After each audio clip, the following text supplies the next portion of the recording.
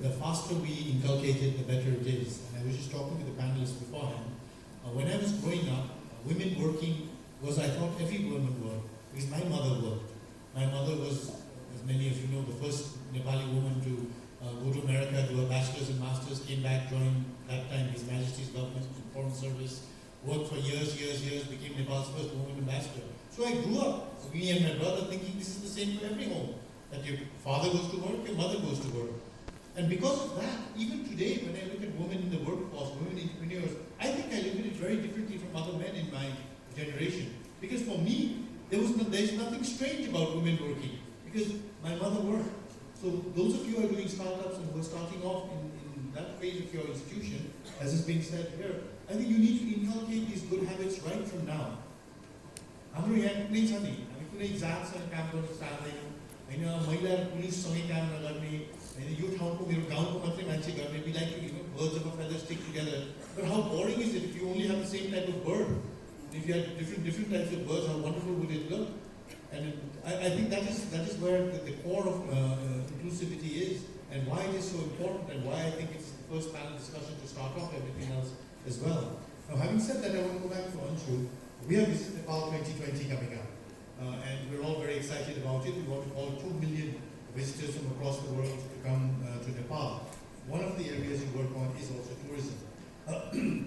In tourism, what do you see is the sort of trend that is happening now in terms of inclusivity, in terms of more being aware socially, environmentally, the area you talked upon as well, so that as we embark on 2020, we can all think about it in the right mindset and move forward to get those 2 million visitors here and not have a completely negative impact on Nepal as well. So actually, tourism is one of the great sectors to look at how inclusivity works.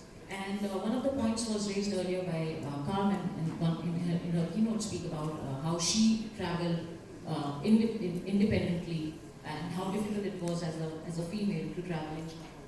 Now, the recent tourism trends actually mirror the consumer insights for today. So today's consumer, and not just in tourism, across everything, is younger, is more independent, doesn't like to go through intermediaries because of the internet, they can directly reach the suppliers, and also is very conscious.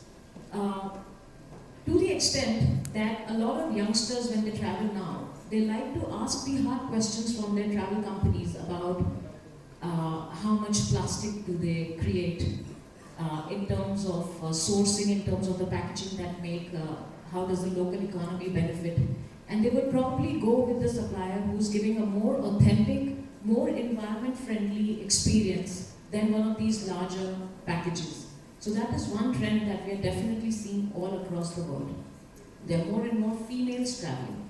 That's another thing. So if travel companies can keep this in mind, that there are a lot of independent women traveling solo and then create packages or create facilities for them, that's another thing that can work for them. Not only Visit Nepal, but across the whole cycle. The other thing that is very important to take care of from both Nepal's point of view and from the consumer's point of view is the impact of over-tourism. Every economy likes to get more and more tourists. Every business likes to get more and more consumers. But there is a negative impact of that as well.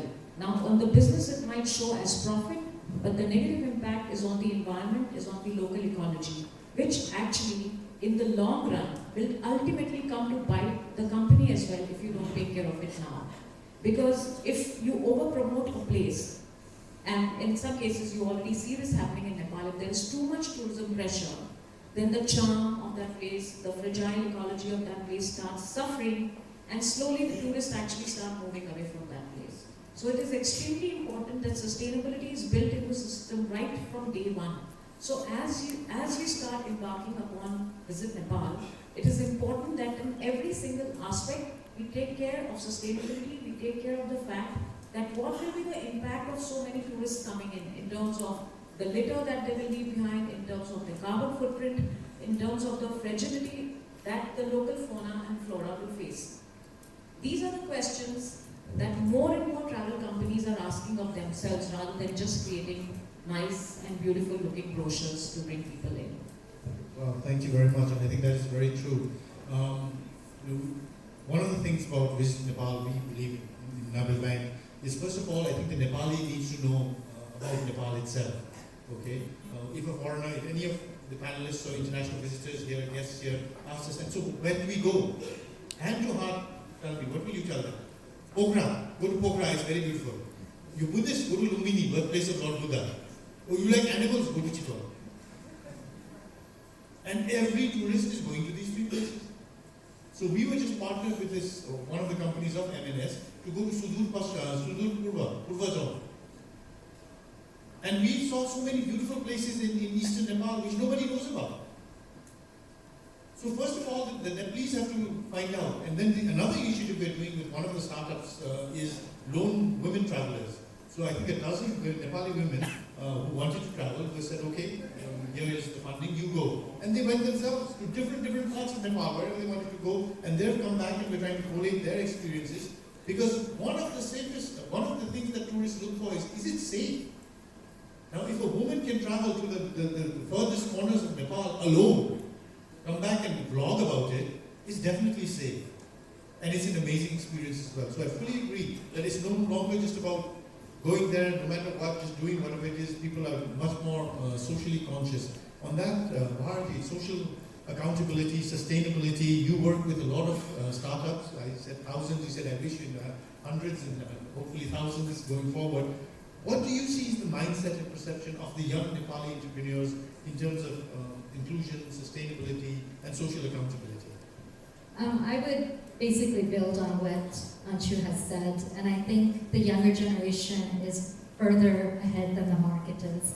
So in that sense, they're designing solutions with impact at the center, whether it's environmental impact, social impact, equity, all of those issues are very value-driven. So one of the first things that we do with a lot of our entrepreneurs is around understanding, I mean, many of you know, or some of you might know Simon Sinek and his Golden Circle, but we do start with that core. And we say it can't be about making money. And organically, they realize, and we all realize that it's not. It's about transformation that they want to see in Nepal and in this world. So I'm going to give you examples of 2 startups in our incubation program, and they're here today. Actually, this has been a wonderful platform for all of our startups.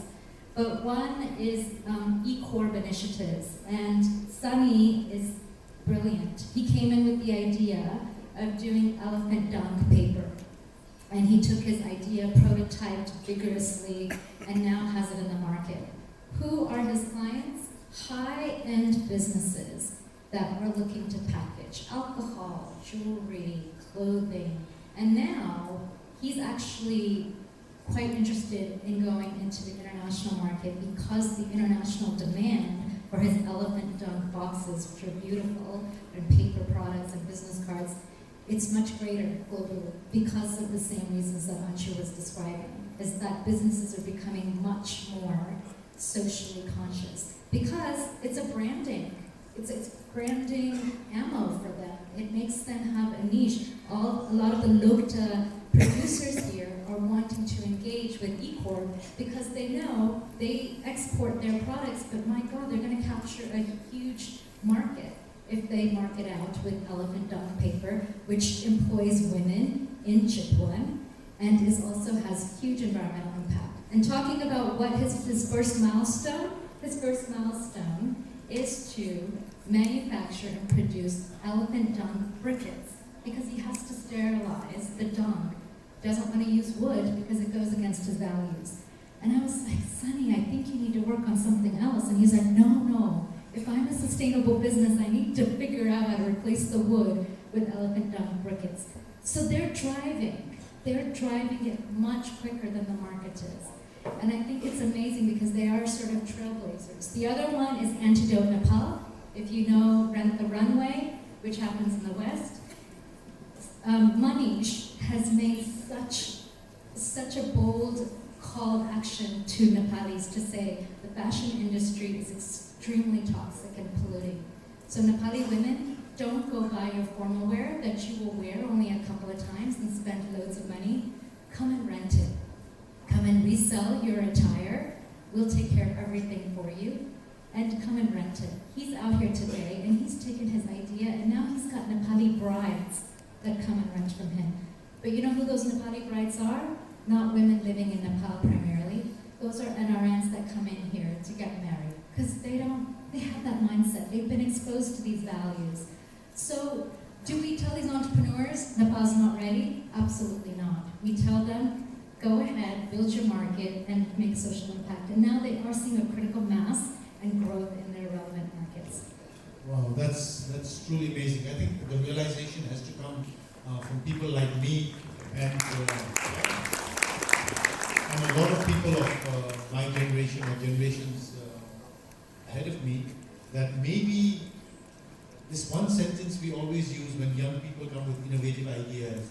ए ठीक छ त्यो America बेलायत अस्ट्रेलियामा होला त्यो नेपालमा हुँदैन है यो नेपालमा नभएर त्यो चाहिँ हुँदैन I think नेपालमा हुन्छ maybe we are outdated and now it's their time to actually show whether it's elephant down or renting a paper. So maybe it's time for us to get aside and let these new ideas sort of step in.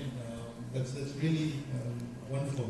Now, Shazeeb, on the social business, you are a social business king of South Asia right now. And not only have you managed to get a model working in Bangladesh, but managed to actually export the model to other places. We too would like to hear about that because as has been so eloquently said, there are great success stories here. How do we take these same models and say that, okay, Nepal is not big enough, the world is my platter, I want to go out there. So we'd like to hear a little bit about that. All right, thank you so much. And you are very kind with your words, but I love the work that I do. If I'm the king, it's actually the team behind this who actually are building social businesses. So I started my first business 7.5 years back. So all my life I wanted to be a teacher. That's the profession that I admire most, and I used to study all the time, all-nighters before exams. And then I met this person in a conference, Professor Mohammed Yunus, 40 minutes of talk, completely brain dead. Next day I said, okay, yes, I'm going to start this business and do what I do. So what we do at our work is we find young entrepreneurs and we enable them and become partners with them. Like 2 years back, I was at this conference, I talked about one idea. Later today, I'm going to explain how this idea grew. In 2 years, our company saw like 10 times growth, but I did not become rich myself. Let me explain how the model works. My mentor, Professor Yunus, says, making money may be happiness. Making other people happy is super happiness. So I work for super happiness. And the way we work is, I'll give you another example. Like in Dhaka, waste management is a big issue. Just out of the city, you see huge landfills. The question that I ask, did you ask yourself where this food is coming from? It's coming from our lands, from our farmers. So we incubated a business called Garbage Man. It's called Moila Bhai. They deal with trash. And they now work with 40 restaurants, collect all their kitchen waste, and then they turn them into fertilizers, organic ones. And then they sell it back to the farmers. That's one angle. The second angle is, Dhaka is a very small place, but 20 million people live there. Imagine a city if we could do urban agriculture practices, if we could grow vegetables. I said, okay, we try that. Next up, we found another group of young people. They said, we want to build a business, Nabil Krishi. What we will do is we rent out this space and grow vegetables. All right, so Garbage Man, they collect waste, produce fertilizer, sell it to Nabil Krishi. They work with landlords and then they sell it back to the houses who needs vegetables. And that's how our enter model works. And then I think Bangladesh is a wonderful place where you can show a lot of creativity. Nepal has the same thing. In our country, 170 million people live. If I live in Germany, stay in Germany, I feel so lonely. My German friends, they call me Mr. Mr. Minister of Loneliness, because I don't see enough people. In Bangladesh, from 6 a.m. till 12, 1 o'clock, you always see people, people, people. How we monetize this? By building garment factories. Our people, they work in Middle East. So imagine if all of these people could become entrepreneurs and build businesses. So there are other markets like this. Once I start traveling, my friends say, would you like to come here to talk? Would you like to come here to build a business? So we came up with a wonderful business incubation model. We don't charge for anything. We just give you the model, you replicate this, and we work as partners. If one of our people works with this team, you just give him a salary. All the money that we make is reinvested to maximize the impact. So one of the very interesting things that we are doing, I've been designing this project for 14 months now. There's a country named Central African Republic. They were at civil war for many years. They never became independent after colonization. There are like 27 to 30 groups who are all fighting between each of them, based out of religion. So with United Nations and Professor Yunus, we are launching YY Kushti. We actually started earlier this year. We are working with 25 young people. They were all fighting for their houses. They were all living in a huge forest where the only thing that they had is palm trees. Now they are building their own social businesses. They extract palm oil. They produce chicken, they produce soap, and then they sell between them. And these are kind of economies and market where we want to put our heart first and then build a business. I would like to connect to what Raj sir in the morning said. You need to give back. So this is when we say, in one hand, right, and we say, hey, I want to make more money. I want to build this business. On the other hand, we say, we take care of our family. We say, if we can, make sure that both of these hands have fun together. Once we clap, we make a lot of noise, and then we build social businesses. Wonderful. That is really good. And you can see, all of you can see the one common thing that I see whenever you talk about what you're doing is it's as if you're talking about your child. You see this love and this passion that's coming through. And I think that's very critical for everyone to pick up is they're not doing this for money or fame or anything like that. They're doing it because they love to do it. And that is, I think, quite critical for all our young friends is you must love doing what you're doing. If you just want to wear fancy suits and big cars and be a banker because it looks good, but you hate what you're doing, I think it is going to be pretty miserable. And about Dhaka, I think I fully agree. The two things I remember, my mother, right after independence of Bangladesh, my mother was the one who was sent by the then king to set up the embassy there, so she took us along. And I remember the sunsets. You have the most beautiful sunsets. And I remember the number of people. We used to live in Burushan, and the office was in Dhanbandi. I went to Green Herald, which was also in Dhanbandi at that time. And the number of people, and we have a lot of people here. Nepal's population is 30 million. Dhaka's population is 20 million.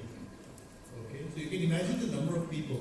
But at that point of time, all, whatever people say, that number of people, with the manner in which everyone was coexisting, I still remember, it was amazing. And then we look at the economic growth of Bangladesh with them. So thank you very much for sharing that. Thank you so much. So no matter what we do, at the end of the day, being bankers, we don't make chocolate, we deal with money. So everybody at the end of the day needs some sort of financial assistance, some sort of loan, some sort of equity injection, and that's where I'd like to bring Michael in. You do this financial facilitation, let's say, in a very innovative way. Could you share that story with us, please? Yeah, because what we think, when you do a startup, what you worry about? You worry about your idea, you worry about your money, you worry about your network. What's the first priorities? What you worry about? Money, right? So you need a good bank. Really shame Mr. Anil too late. You mentioned about passion number 1, profit number 2, speak people number 3.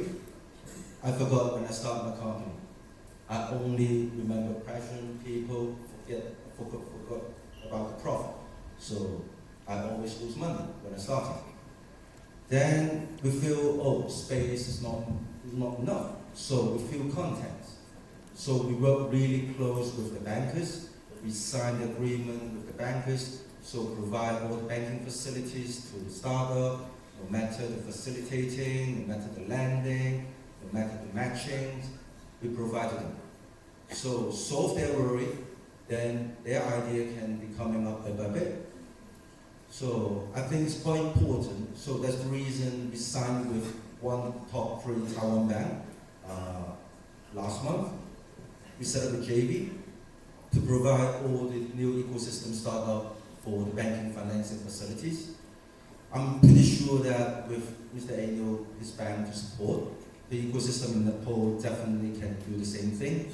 What we always saying that is that we need a community bank. Community is covering startup and the other areas as well. And this is quite important. Without the startup, we don't have the future. So that's really lucky we got Mr. Anil, his bank to support the startup in Nepal. And I think pretty good. Right. Thank you very much.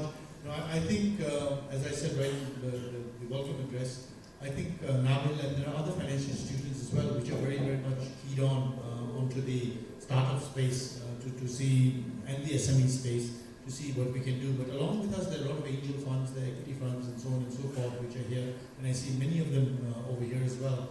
And we all have to work together to build this ecosystem, I think. If anyone says we want exclusivity or anything of that sort, I think you're on the wrong path. We all have to work together to make the amazing institutions of tomorrow happen today and start to germinate today. And I think from the panelists, we've heard something of the sort. So we've got 5 minutes. So if there's any question from there, if you can, all right up here, please go ahead. You can speak loudly to us and then we'll. So honestly, before this session, I was very hungry, and you guys are feeding my hunger like anything. Thank you so much for that. I really enjoyed the whole part. I'm 17. My name's Bahar. I come from the eastern part of Nepal, from a city called Viratnagar. I run my startup company called Success Society. We are working with schools to make education very practical. So my question is very simple. To young people like me, to the young people who really want to do big things, who are starting out, but need to find a lot of direction, need to explore so much more. Like Shazeeb sir very well mentioned about he having mentors like Yunus sir. So how can young people like us who really want to do big things, who are initializing, can find wonderful mentors to learn from and learn and keep growing every time while doing these things? Thank you so much. Thank you so much. I'll be very quick. So my father has a large land with jackfruit trees, and we cannot eat them. I tried to be creative when I was probably your age, maybe 2 years older. So I tried to create a juice brand, Jacko Bango, and I could not succeed. I used to try to sell it in my university campus.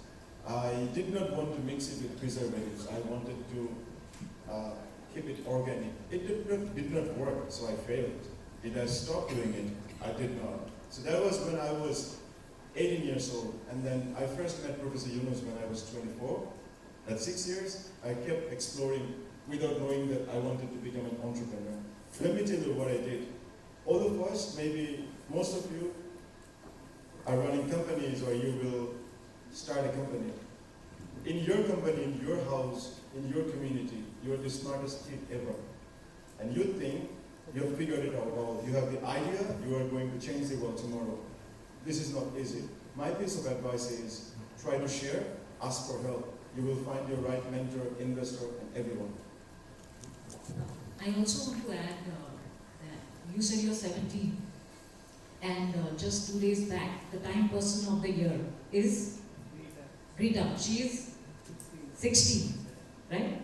I actually want to say that I am seeing that a lot of youngsters are actually driving this change. A lot of youngsters have the right ideas that probably your mentors would not have. I would say that don't be afraid and let your inner voice guide you, because you guys are on to something good. And like he said, you will find the right mentors, you will find the right support if you go out and show your action to the world. and I just want to add, before we take one more question, is I'm not quite sure, and that's why I'm here today, and my bank is here today, is to who should be looking to who for mentorship. Whether you should be looking to me, or I should be looking to you. Because if you're looking to me, you will know how great we did yesterday.